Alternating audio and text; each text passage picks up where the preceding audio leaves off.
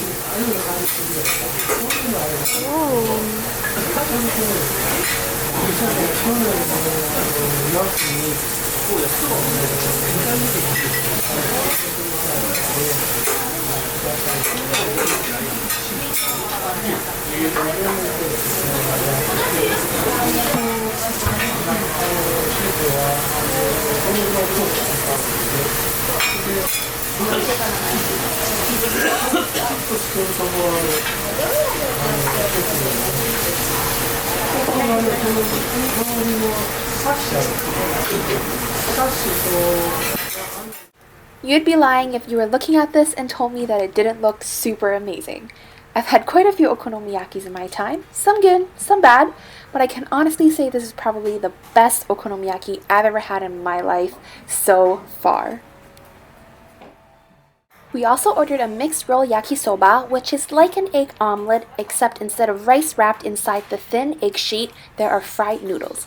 Equally delicious looking. Depending on if you're a fan of sauces, I would say that this might be a little heavy for some people, but okonomiyakis traditionally are lathered with sauce on top. You can always wipe it off if you find it a bit much, but I highly recommend you keep some of it on because it just isn't a complete experience without it. We had the mixed okonomiyaki with squid, shrimp, and pork with a whole lot of cabbage thrown in, and that's what mainly makes up the pancake. It was so fluffy and everything was hot and juicy, and you didn't really need it to be stuffed full of seafood in order to appreciate it. My one recommendation for when you come is try to order things that sound vastly different, because the yakisoba, although delicious, had very similar fillings to the okonomiyaki, so it was kind of too much by the end of the meal. However, both dishes were so good and the table had a built-in heater which kept the food hot the entire time. Definitely try this place out. Another attraction the Umeda Sky Building has is the floating garden. Located at the very top, you first take a glass elevator, which amps up your excitement as you see the city unfold before you. After the elevator, you take a glass escalator to go further to the top.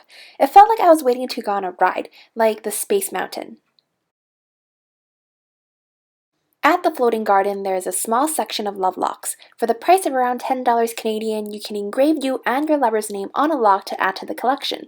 You can also get keychains made and have a bunch of other detailings, which obviously costs a little more money. Whoa.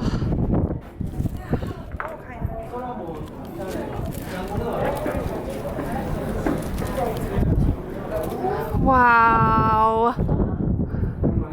That is absolutely gorgeous.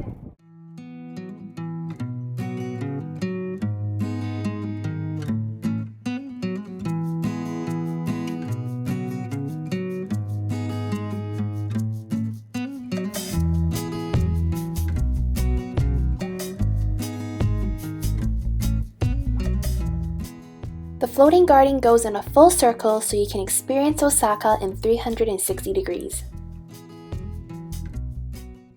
This is the corner a little further down that's for the love locks.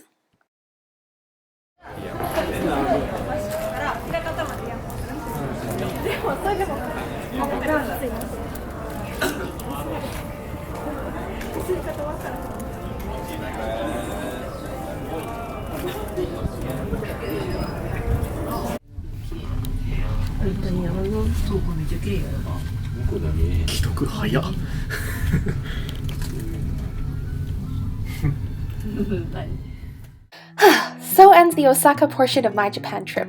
Don't worry if you want to see more because I also visit Kobe, Kyoto, and there are a ton of Tokyo videos that I have yet to edit. I think Umeda Sky Building is another great date place to take your significant other because there's food on the bottom floor and then a gorgeous view of the city on the top floor. It's a lot more romantic at night, I'm sure, than if I visited the floating garden during the day. The video really doesn't do it justice in terms of how beautiful it is in person.